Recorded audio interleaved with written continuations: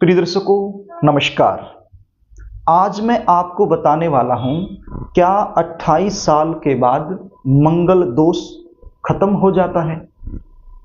मंगल दोष का जो अलगाववादी प्रभाव होता है क्या 28 साल के बाद वो समाप्त हो जाता है।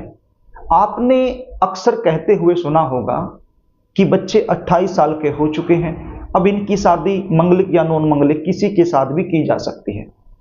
मंगल दोष का जो नेगेटिव इफेक्ट है वो 28 साल के बाद नहीं लगता है। ये बातें आपको सुनी होंगी बहुत सारे लोगों से, लेकिन इस बात में कितनी सच्चाई है वो मैं आपको बताने वाला हूं।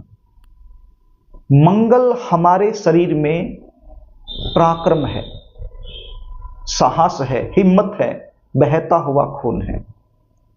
जिन बच्चों की जन्म कुंडली में मंगल दोष बन जाता है तो उन बच्चों के अंदर धैर्य की कमी होती है और एक वैवाहिक जीवन को सुखमय बनाने के लिए धैर्य होना अति आवश्यक है। यदि दोनों ही बच्चे मंगलिक हैं तो प्रॉब्लम नहीं आती है, अपने आप लड़ भी लेते हैं, शांत भी हो जाते हैं।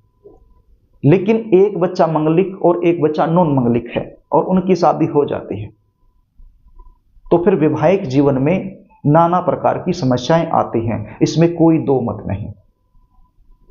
अब ये 28 साल के बाद खत्म हो जाने वाली बात, इसमें कितनी सच्चाई है।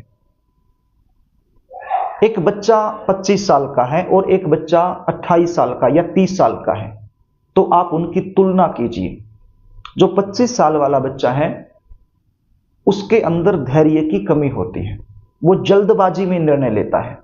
लेकिन जो बच्चा 30 साल का, 32 साल का या 28 साल से क्रॉस कर चुका है तो उस बच्चे के अंदर धैर्य होता है, वो समझदारी से काम लेना शुरू कर देता है। क्योंकि 28 साल तक आते आते वो बहुत सारी दुनियादारी को देख लेता है और परिस्थिति के अनुसार अपने आप को ढालकर जीवन को आगे बढ़ाने की कोशिश करता है।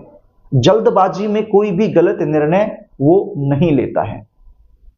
तो इसलिए कहा जाता है कि 28 साल का यदि बच्चा हो गया या 28 साल क्रॉस कर चुका है तो उसकी शादी मंगलिक या नॉन मंगलिक किसी के साथ भी आप कर सकते हो, यानी मंगल दोष का विचार करने की आवश्यकता नहीं है, इसलिए वो बातें कही गई हैं। लेकिन इसका मतलब ये नहीं है कि 28 साल के बाद मंगल दोष समाप्त हो जाता है, मंगल दोष का जो नेगेटिव इफेक्ट है वो खत्म हो जाता है। ये बिल्कुल भी सत्य नहीं है। मंगल दोष का जो प्रभाव है वो ऐसा ही रहता है, वो कम नहीं होता है। लेकिन उम्र के हिसाब से बच्चे के अंदर समझदारी आ जाती है, धैर्य आ जाता है। अब इस दुनिया में कोई भी ऐसा पति और पत्नी नहीं है जिसके बीच में झगड़ा नहीं होता है। छोटे मोटे झगड़े हर किसी के बीच में होते हैं, किसी के बीच में बड़े झगड़े होते हैं, किसी के बीच में छोटे मोटे झगड़े हो जाते हैं। अब जिन बच्चों के अंदर धैर्य है तो वो छोटे मोटे झगड़ों को अपने आप सुलझा लेते हैं, घर की बात घर में ही रखते हैं और कंप्रोमाइज करके अपने जीवन को आगे बढ़ाने की कोशिश करते हैं। और जिन बच्चों के अंदर धैर्य नहीं है, समझदारी नहीं है, तो वो बच्चे छोटी छोटी बातों को भी बड़ा बना लेते हैं, कोर्ट तक पहुंच जाते हैं, तलाक ले लेते हैं, डिवोर्स हो जाता है, वैवाहिक जीवन समाप्त हो जाता है। तो इसलिए कहा गया है कि 28 साल तक जब बच्चा पहुंचता है या 28 साल क्रॉस कर जाता है तो उसके अंदर समझदारी आ जाती है, इसलिए उसकी शादी नॉन मंगलिक या मंगलिक से भी की जा सकती है। तो प्रिय दर्शकों, ये है इसकी सच्चाई। जो जानकारी मैं आपको देना चाहता था वो मैंने आपको दी। आशा भी करता हूं कि आप इस जानकारी को समझ गए होंगे। यदि आप अपनी जन्म कुंडली का गहनता से विश्लेषण करवाना चाहते हैं, सटीकता से जन्म कुंडली का विश्लेषण करवाकर जानना चाहते हैं, जन्म कुंडली के बारे में पूरी जानकारी लेना चाहते हैं, एक एक चीज बारीकी से जानना चाहते हैं, तो स्क्रीन पर दिए गए व्हाट्सएप नंबर के जरिए आप हमसे संपर्क कर सकते हो और जन्म कुंडली का सटीकता से विश्लेषण करवाकर संपूर्ण जानकारी आप हमसे प्राप्त कर सकते हो।